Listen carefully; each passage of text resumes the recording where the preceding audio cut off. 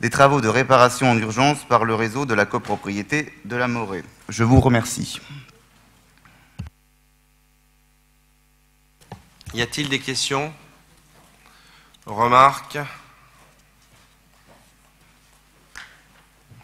Donc on passe de 35 € facturés à 28,5 €, soit un gain pour les abonnés d'environ 100 000 €, c'est ça globalement, d'économie? Merci. Tous les élus prennent part au vote. Y a-t-il des questions, réflexions? Non? Qui est pour? Qui s'abstient? Qui est contre? Vous êtes contre la 18, monsieur Chalier? Merci. On parle bien d'économie pour les usagers. Nous sommes sur la 19, direction de l'éducation, signature d'une convention avec des associations bénévoles pendant la pause méridienne dans le cadre des TAPS, temps d'activité périscolaire pour la période scolaire 2015-2016. Madame Fouque, vous avez la parole. Merci, monsieur le maire. Vu le Code général des collectivités territoriales et notamment son article L2121-29, vu le Code de l'éducation, vu le décret 2013-77 du 24 janvier 2013 relatif à l'organisation du temps scolaire dans les écoles maternelles et élémentaires, vu la convention annexe à la présente délibération, considérant la nécessité pour la ville d'Aulnay-sous-Bois de faire intervenir des associations dans le cadre de la mise en place des temps d'activité périscolaire dans les écoles pendant la pause méridienne, considérant la volonté d'associations aulnaysiennes pour intervenir de manière bénévole pour la mise en place d'étapes pendant la pause méridienne de 11h30 à 13h30 avec une prise en charge de 18 enfants, association ADIOT représentée par Madame Dio, André, association amicale Scrabble d'Aulnay ASA représentée par Monsieur Le Gardinier Jean-Claude, et l'association Au Ludo Club, représentée par Monsieur Ménioul en qualité de président. Monsieur le maire propose à l'Assemblée délibérante d'approuver le projet de convention à intervenir. Le conseil municipal a entendu les explications de son président et sur sa proposition. Vu l'avis des commissions intéressées, article 1 autorise le maire à signer les conventions avec les associations bénévoles précitées pendant la pause méridienne dans le cadre de la mise en place d'étapes. Article 2 dit que la convention prend effet pour la période de mars à juin 2015. Article 3 dit qu'ampliation de la présente délibération sera transmise à Monsieur le préfet de la Seine-Saint-Denis et aux associations. Merci. Merci Madame Fouque. J'avais cru comprendre que Madame de Monceau souhaitait avoir la liste des 31 établissements scolaires concernés. C'est bien ça? Non, pas vraiment. Non, c'était les tableaux, en fait. Hein? Donc, je peux intervenir. Allez-y, allez-y. Oui. Bon, alors, tout d'abord, nous soulignons à nouveau que ces TAPS organisées sur la pause méridienne répondent au souci d'organiser des temps d'activité avant ou après le repas, afin que les enfants ne soient pas trop longtemps dans la cour par tous les temps. Ces TAPS, par contre, diffèrent des TAPS prévues par la réforme, dont l'objectif est de proposer 3 heures d'activité culturelle ou sportive réparties dans la semaine à tous les enfants et, en règle générale, en fin d'après-midi, après les cours. Donc, concernant justement cette délibération, je voulais faire une remarque parce que pour bien comprendre la mise en place des activités proposées par ces associations, il nous a manqué les tableaux d'organisation qui devaient être annexés aux conventions. Et c'est pour ça que je me suis permis cet après-midi de téléphoner au service général pour demander s'ils étaient insérés dans le document que l'on avait. En fait, ils n'y étaient pas. Donc, c'était un petit peu compliqué de comprendre l'organisation de ces activités. Bon, ceci dit, l'intervention de ces 3 associations est une bonne chose et ne nous doutons pas de leur qualité.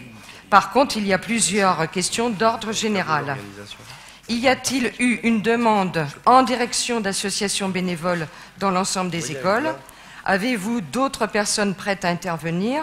Ou est-ce qu'à ce jour, il n'y a que ces 3 associations qui interviennent sur un certain nombre d'écoles et combien. Une petite interrogation par rapport au taux d'encadrement. Bon, on sait que ce taux d'encadrement prévu est un adulte pour 18 enfants. Ceci dit, là, il va s'agir de bénévoles. Donc, bon, bien sûr, les 3 personnes concernées, on ne doute absolument pas de leurs compétences, mais puisque c'est une convention qui va s'adresser peut-être à d'autres bénévoles, je me pose la question de savoir si les personnes sont vraiment aptes à prendre 18 enfants, c'est-à-dire plus d'une demi-classe, pendant au moins 1 heure de suite pour les activités. Donc, ma question, c'était de savoir si cette personne, ce bénévole, était seul avec le groupe de 18. Une autre question, est-ce qu'il y a d'autres intervenants qui ne sont pas bénévoles, comme nous l'avons envisagé, des professeurs du conservatoire, de l'école d'art appliqué, les animateurs sportifs, des services de la ville ou d'autres associations non bénévoles. Enfin, la Convention indique un partenariat et une coordination avec le responsable de la pause méridienne. Combien d'écoles sont concernées à ce jour par le dispositif? Peut-on savoir si le projet éducatif local est élaboré? Quelle est la place de chacun? Les élus, les services de la ville, les intervenants extérieurs, l'éducation nationale, bien sûr, et les parents. Et si la question de la demi-journée supplémentaire est tranchée. Merci. Merci Madame de Monceau. Dans un premier temps, je vais faire amende honorable. L'administration vient de me dire qu'effectivement, il y a eu un oubli de la part de l'administration de transmission de ces tableaux. Voilà. Donc, d'une part, c'est vrai que, je le répète, il est plus agréable aux fonctionnaires que les élus appellent le cabinet. Et dans ce cas-là, je demanderai à mon administration qu'elle vous envoie demain les tableaux que vous auriez dû recevoir aujourd'hui.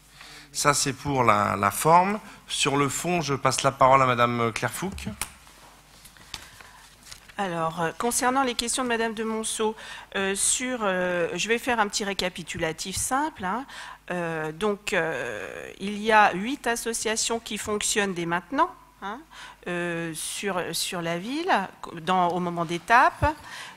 Il y a donc au Ludo Club, ADIOT, l'Amicale Scrabble, 2 activités proposées par le CRD, un atelier art plastique et un dumiste, hein, un diplômé des Beaux-Arts de toute façon. Les 2 sont des diplômés des Beaux-Arts. English Line Institute, la Periscola, et Espace Jacques Prévert, voilà, qui fait un atelier théâtre. Ceux-là sont en action actuellement. 3 sont en cours de recrutement. Il y a un problème de recrutement et ils n'interviendront que sur le 3e module. Hein, il s'agit en fait de la compagnie 6TD Danse Hip Hop, de JHR Crew Danse Hip Hop et du Cercle d'échecs de Villepinte. Voilà. Mais tout cela va arriver sur le module 3, ils interviendront. Concernant le taux d'encadrement, de 18 enfants, les personnes de ces associations sont tout à fait, lorsqu'ils signent la convention, cela fait partie de la convention, vous les avez après, ils sont tout à fait aptes à prendre ces 18 enfants. Ce taux d'encadrement est valable. Et il fait partie, c'est exactement la norme convenue. Et elle est valable pour les associations également, hein, qui participeront. Je reviens sur le bénévolat de ces associations des 3, parce que je trouve que c'est quand même important de le noter. Les conditions posées par la mairie étaient de 20 € de l'heure maximum. Ces 3 associations ont décidé de le faire bénévolement, sur le principe que la mairie leur fournit déjà une subvention et des locaux, et que de ce fait, ils trouvent normal d'intervenir bénévolement, ce qui est quand même à souligner. Voilà. Bien sûr, nous sommes en recherche et nous continuons à contacter des associations pour qu'elles participent dans les mois à venir et dans l'année scolaire suivante à cette étape. Voilà. Quant au partenariat avec l'éducation nationale et aux responsabilités d'étape, je crois que c'est ça que Madame de Monceau demandait. Il faut savoir que 95% des encadrements sont faits en effet par les directeurs d'école. Quant au taux de rémunération, parce que je crois aussi que ça intéressait Madame de Monceau, il est de 11,66 € sur la pause méridienne pour les directeurs d'école qui ont en plus un forfait administratif de 12 heures qui leur revient à 139,92 € par mois.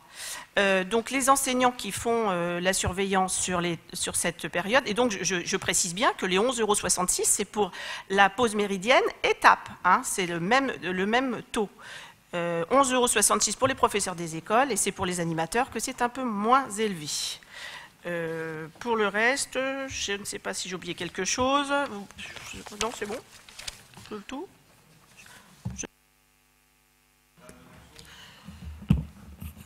C'était pour la demi-journée. Est-ce que c'est tranché, ainsi que donc l'élaboration du projet éducatif? Alors, on n'est pas, là si je reviens à la lettre de la délibération, on n'est pas dans la délibération pour ce soir. On va juste vous donner connaissance ce soir, parce qu'on ne pouvait pas pendant la campagne électorale, du courrier que nous avions envoyé le 23 mars à Madame le ministre. Donc, c'est adressé au ministre de l'Éducation nationale, Najat Vallaud-Belkacem. Madame la ministre, dans le cadre de la réforme des rythmes scolaires, la ville d'Aulnay-sous-Bois a décidé de mettre en place progressivement et sur la base du volontariat des temps d'activité périscolaire gratuits au sein des écoles primaires durant l'année 2014-2015, la matinée supplémentaire d'enseignement s'effectuant le samedi matin. Le choix de positionner la matinée d'enseignement supplémentaire le samedi matin s'est imposé, étant donné les lourdes conséquences qu'aurait eu le choix du mercredi matin pour toutes les associations sportives, culturelles et de loisirs. En effet, cette perte d'une demi-journée d'activité aurait provoqué une très importante désorganisation et grandement fragilisé l'équilibre du tissu associatif aulnaysien, indispensable à la cohésion sociale de notre commune. Aujourd'hui, la ville est confrontée à des revendications de la part de certains parents d'élèves qui regrettent ce choix du fait de la fatigue des enfants et de la réduction du temps du week-end.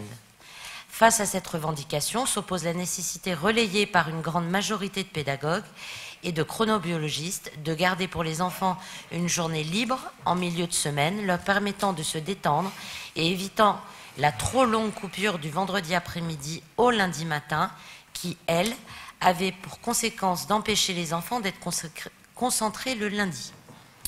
J'observe que la ville de Lille, par exemple, affirmait récemment que le samedi est le jour le plus propice aux enfants et faisait face aux mêmes difficultés comme d'autres communes de Seine-Saint-Denis qui envisagent aujourd'hui de passer au samedi matin.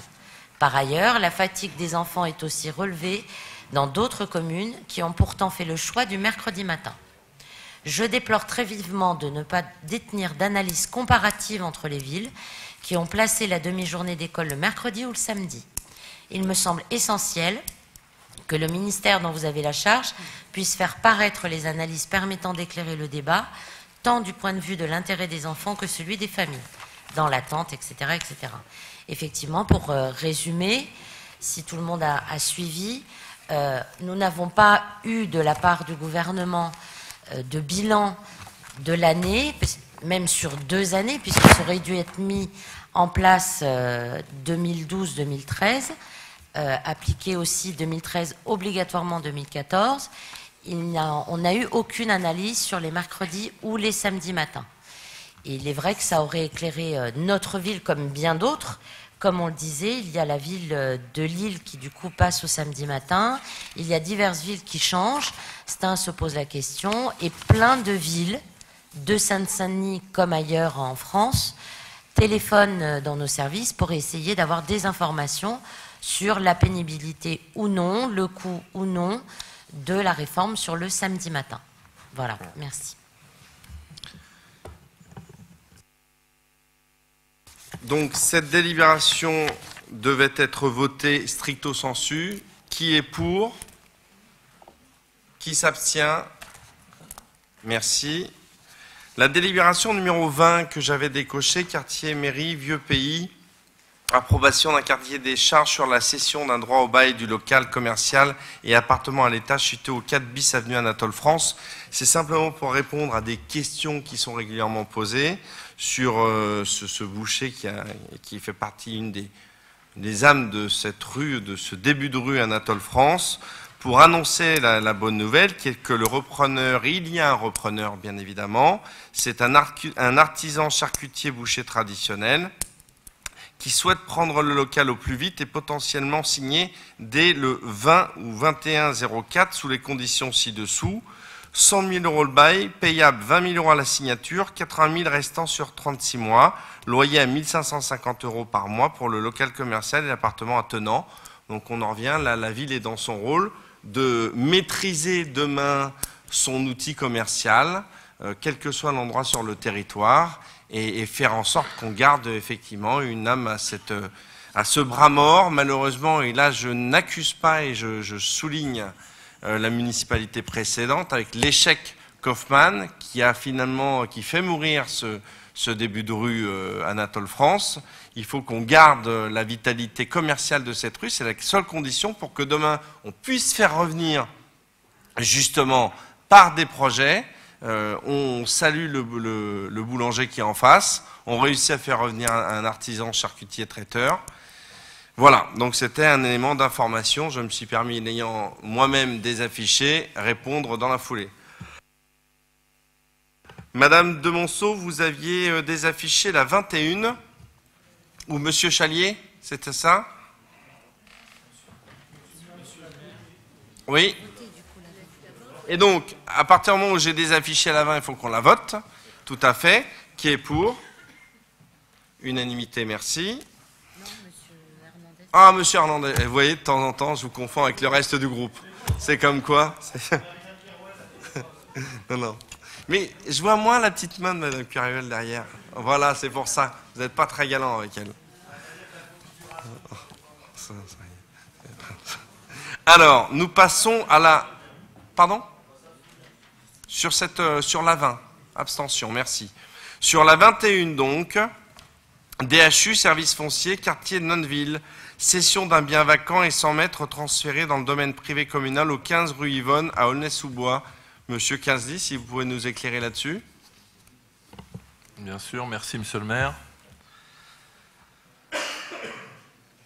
Donc, considérant que les modalités de dévolution des biens vacants et 100 mètres relèvent de la compétence de la municipalité depuis le 13 août 2004, considérant que cette procédure visant à incorporer les biens vacants et 100 mètres dans le domaine patrimoine communal a été requis sur la propriété située 15 rue Yvonne, cadastrée section B0 numéro 29 pour 512 mètres carrés, et qu'aucun propriétaire ou ayant droit ne se sont fait connaître au cours de cette procédure initiée le 28 juin 2010.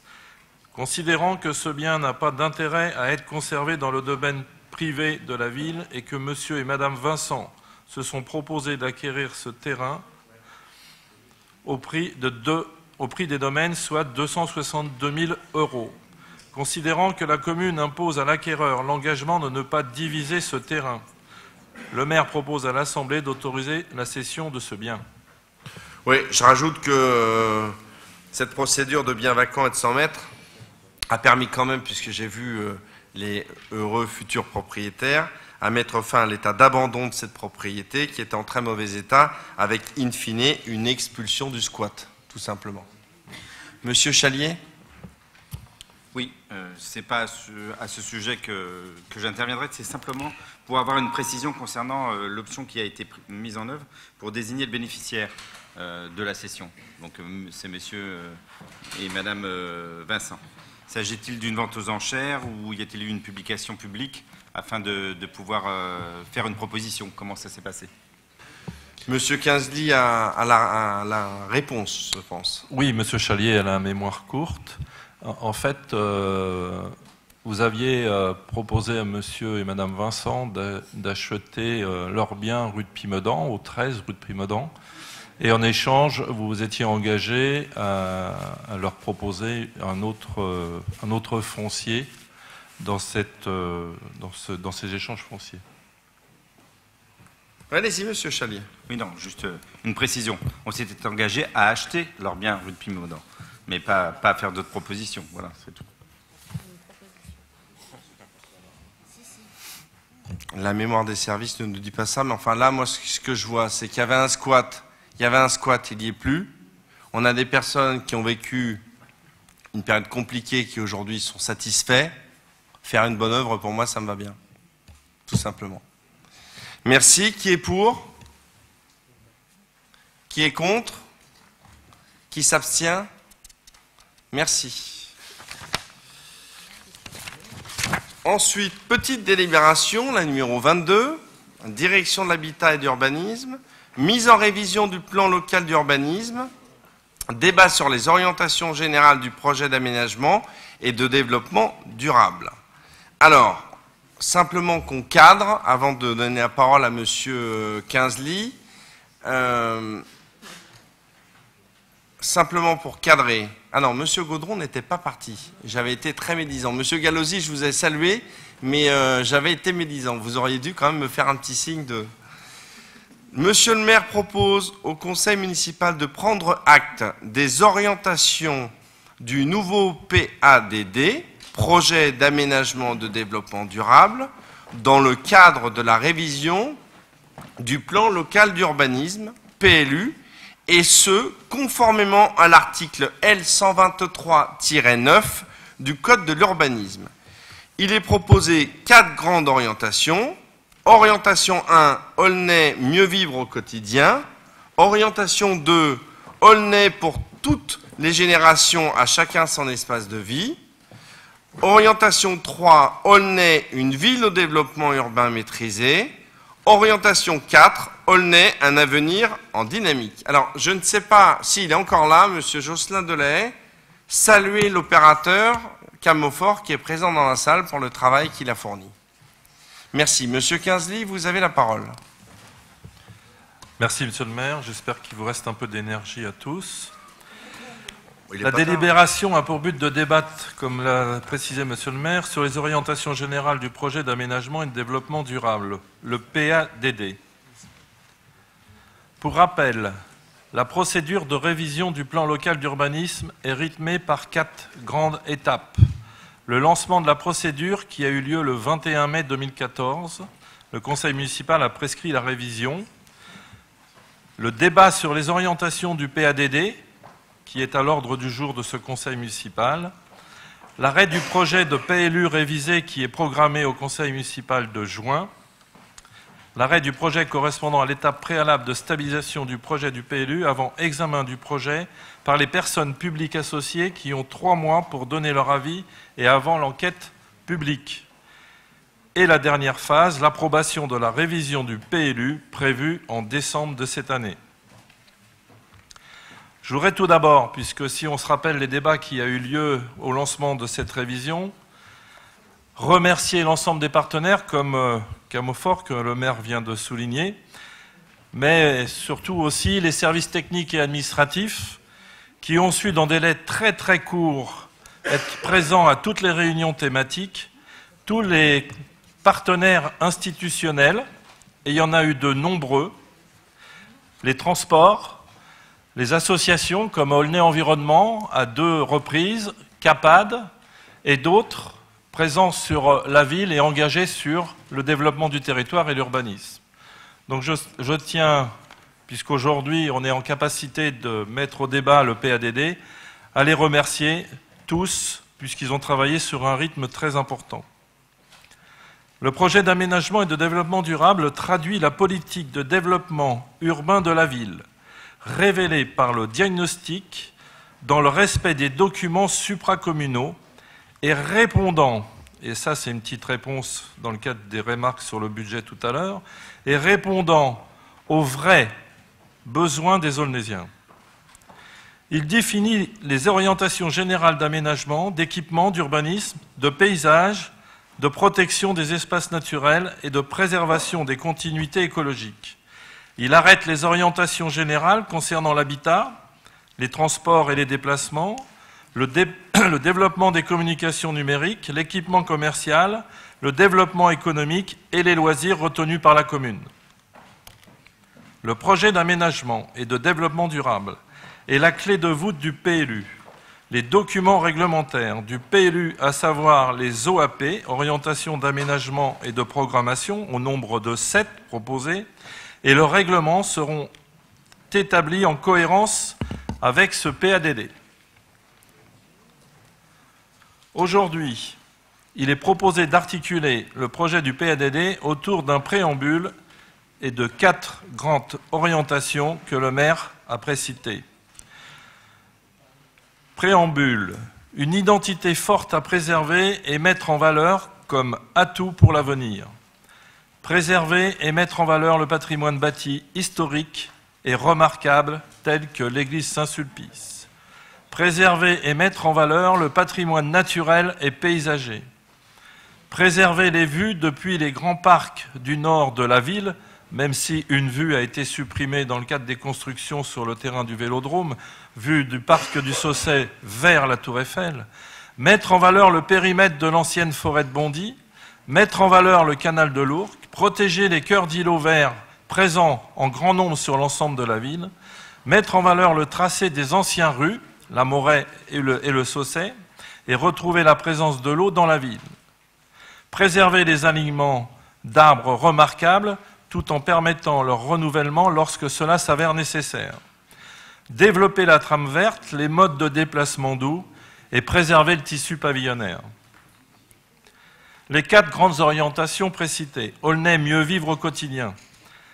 Mettre en réseau les espaces verts et améliorer la qualité des espaces publics pour donner du sens au territoire.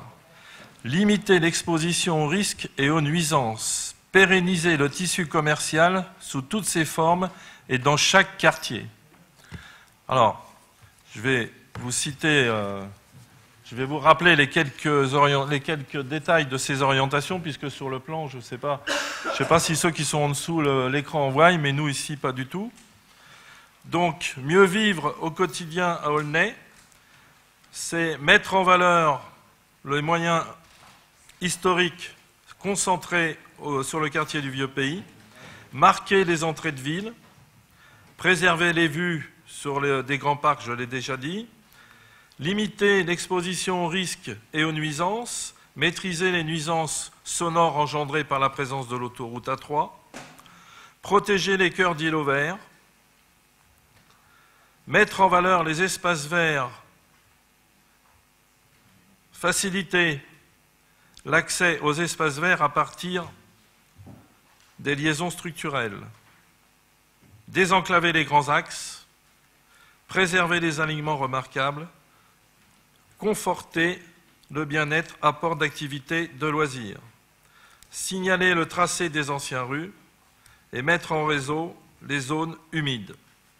Voilà ce que vous pouvez trouver en nomenclature sur ce plan, ce qui peut faire l'objet d'une remarque toute particulière, c'est la liaison des parcs. C'est facile à imaginer. Par contre, on a l'occasion, à travers le projet sur le site de PSA, sur la redynamisation des zones d'activité, sur le développement et le réaménagement du pôle culturel au Vieux-Pays, de réaliser, en saisissant ces grands projets, de réaliser une trame verte, un lieu où on peut se promener, découvrir, et qui pourrait être raccordé en passant par le Moulin Neuf jusqu'au canal de l'Ourcq et passant par le parc du Sud Émile Zola. Deuxième orientation, Aulnay pour toutes les générations. Je vais le retrouver, ne vous inquiétez pas. J'espère en tout cas. Aulnay pour toutes les générations. Répondre aux besoins en matière d'habitat, mettre en œuvre un véritable parcours résidentiel pour un logement pour tous, seniors, jeunes actifs, étudiants, Adapter le niveau d'équipement aux besoins de la population. Rendre accessible à chaque Aulnésien les équipements et services publics. Mieux se déplacer dans la ville. Favoriser un usage plus attractif des transports en commun. Le rabattement, comme vous pouvez le voir sur le plan, pourrait aussi être traité vers la gare du Blanc-Ménil et le tram-train au bord de Livry-Gargan. Donner aux modes de transport alternatifs les moyens de jouer un rôle efficace au quotidien. Donc sur le plan est matérialisé les principales orientations. Favoriser les liaisons entre les gares. Favoriser l'intermobilité. Atténuer les coupures urbaines représentées par les axes, les grands axes, pacifier les grands axes, développer le projet du Grand Paris Express, conforter le rayonnement culturel du vieux pays et renforcer la présence d'équipements. Voilà en ce qui concerne les orientations portées par Aulnay pour toutes les générations.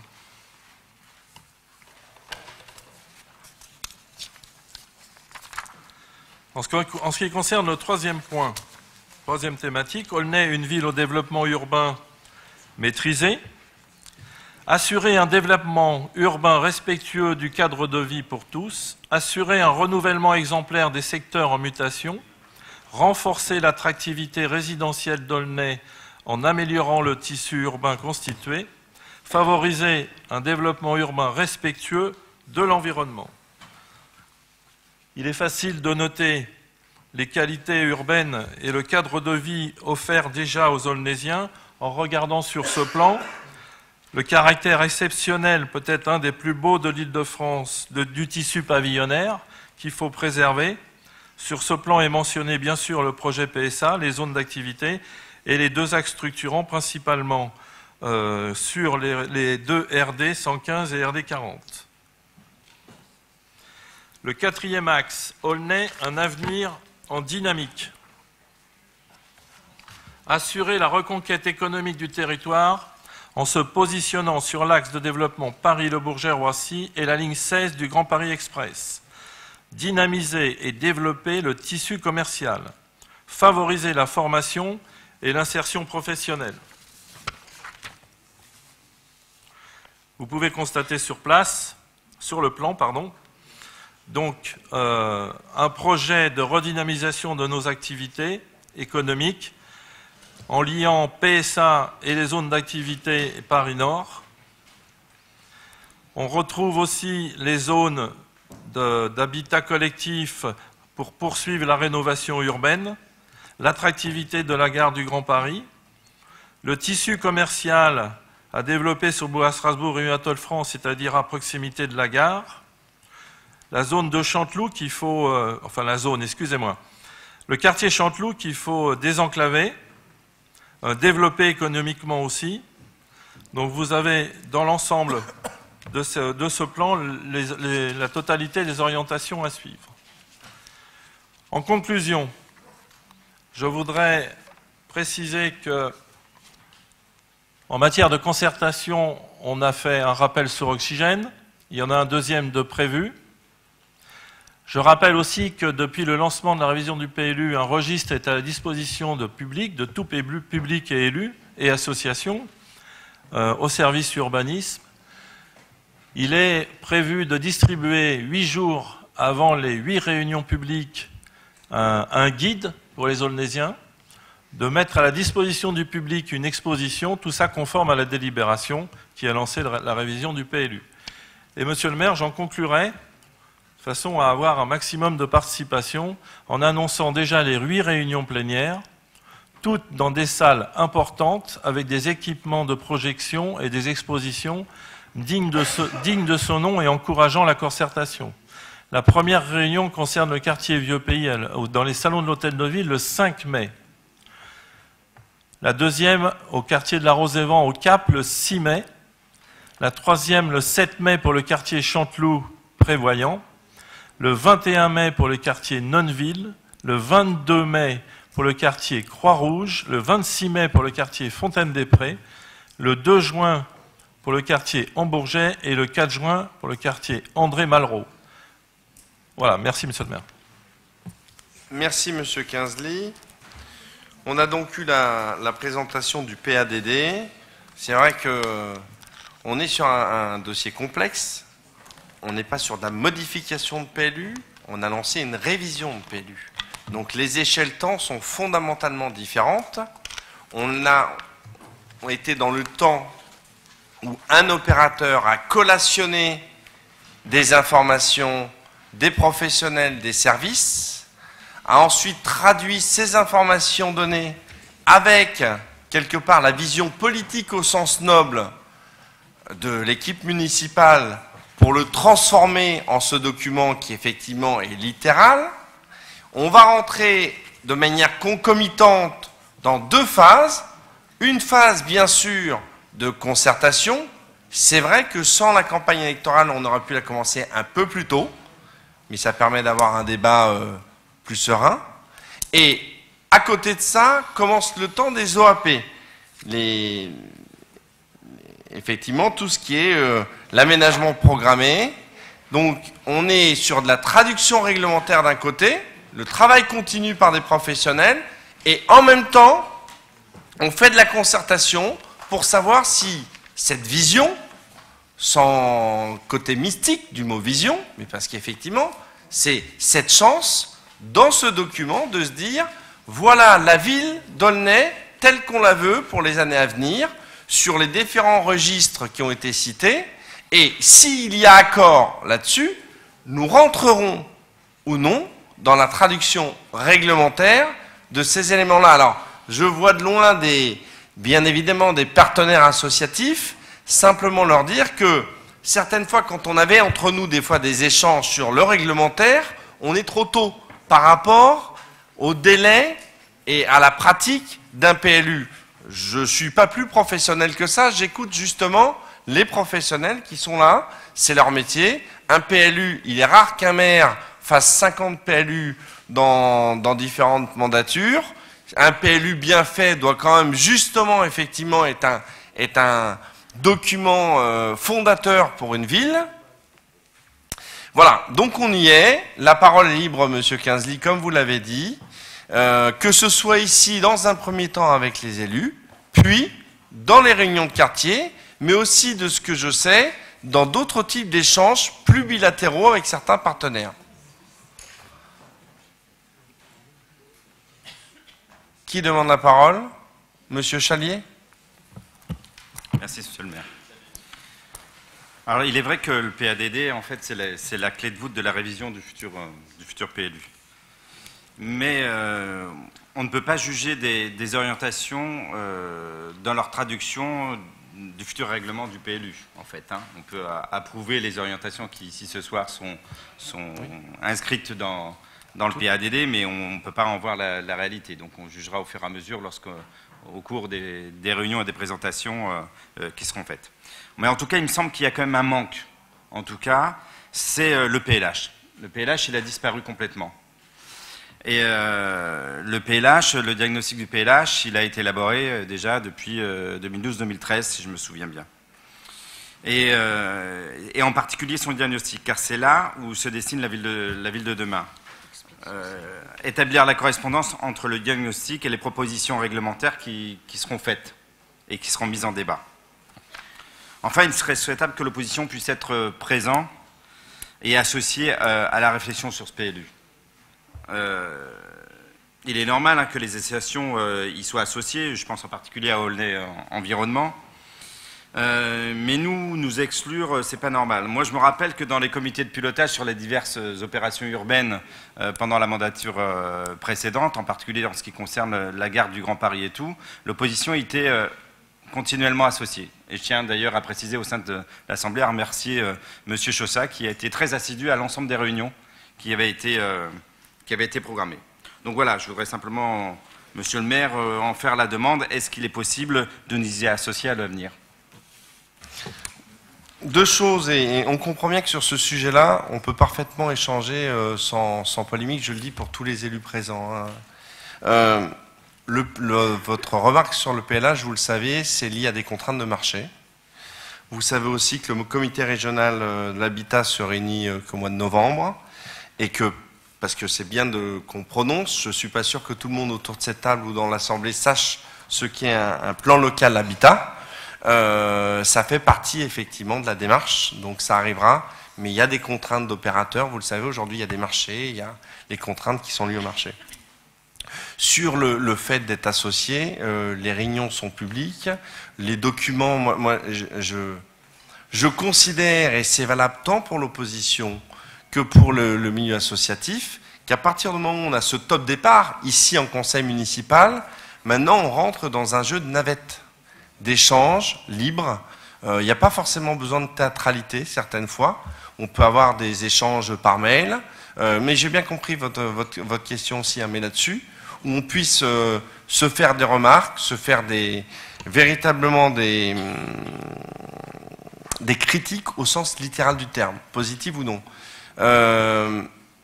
Je veux réinsister sur un point que vous avez souligné, que j'avais souligné avant. On n'est pas encore dans le temps réglementaire, effectivement. Vous pouvez demain dire, on est d'accord avec le PADD présenté aujourd'hui, et pourtant, demain dire, les traductions réglementaires qui ont été faites ne nous conviennent pas. Donc on est toujours dans un dossier évolutif. Là aussi, c'est bien de le dire à l'ensemble de l'Assemblée. Être d'accord, quoi qu'il en soit, c'est un prend-acte aujourd'hui, hein, avec ce document, c'est pas faire un chèque en blanc pour la suite. Alors, j'avais pas dû comprendre votre question, monsieur Chalier. Non, je ne parlais pas de réunions publiques auxquelles tout le monde peut être associé, y compris dans les conseils de quartier. Mais moi, au dernier conseil de quartier auquel j'ai assisté, j'ai appris tout simplement que le monde associatif, effectivement, avait été associé avec plein d'autres acteurs économiques et tout de la ville, et nous n'avions pas été invités tout simplement à participer à ce débat, qui n'était pas un débat public. Et donc ça, je trouve que c'est un peu embêtant. En tout cas, c'est des moments et des occasions auxquels, justement, ce débat un peu dépassionné peut avoir lieu et sur lequel on aurait pu y participer largement. Merci. D'autres remarques, monsieur Hernandez? Non? Je sais pas, vous me tournez le dos, donc je me suis dit, ça y est, il boude. Non? C'est pas marrant? D'autres remarques, interrogations? Simplement pour signifier que c'est, si on peut clore là-dessus ce dossier, d'une part c'est un énorme travail des services, de remise en question, de mémoire, et c'est pour ça que je tiens à les remercier. Remercier des personnes présentes ou absentes parce qu'elles viennent de quitter la collectivité, je pense à Madame Bourlieu, tout simplement. On a besoin dans ces cas-là, pour se projeter dans l'avenir, d'avoir la mémoire du passé. Et quand je dis la mémoire du passé, c'est de se souvenir aussi des erreurs passées. Il y avait eu un PLU de reconstruit avant, vous avez fait 6 modifications, certaines fois on voit des bons effets, des mauvais effets, pas forcément prévisibles, on le voit sur les divisions, comment on peut avoir des visions très différentes sur le recul par rapport à une voie, avec des échanges longs. Ça va être le moment de remettre tout ça à plat sur le papier, dans un premier temps en le disant, puis en demandant aux opérateurs de le traduire en termes réglementaires. Ce sera le moment le plus compliqué, du reste, vous le savez, pour la plupart, pour ceux qui connaissent la matière, ce sera le moment effectivement le plus compliqué. Tout ça dans un délai contraint, puisqu'il faut qu'on le passe définitivement avant le 31 décembre. Denis, monsieur Quinzely, si vous avez un complément. Non, un petit complément. Le débat autour des orientations, enfin du PADD, était prévu ce soir. Donc c'est vrai que les documents, ça fait 3-4 mois qu'on travaille sur ce diagnostic et sur ce projet de ville. En une semaine, on ne peut pas demander autant de réactions. Ceci dit, je suis prêt et surtout, ce qui serait intéressant, c'est que vous nous fassiez parvenir vos remarques et suggestions. On a du temps devant nous. Il y a le cahier d'enregistrement ou sinon, moi, mon bureau est toujours ouvert. Merci. Alors, nous arrivons aux décisions du maire. Nous étions bien sur un prend-acte, là. Hein. On n'a pas de vote sur ce point-là. Y a-t-il des questions sur les décisions? Non? Je peux donc lever la séance. Pas de questions orales. Merci. La séance est close. Bonne soirée à toutes et à tous.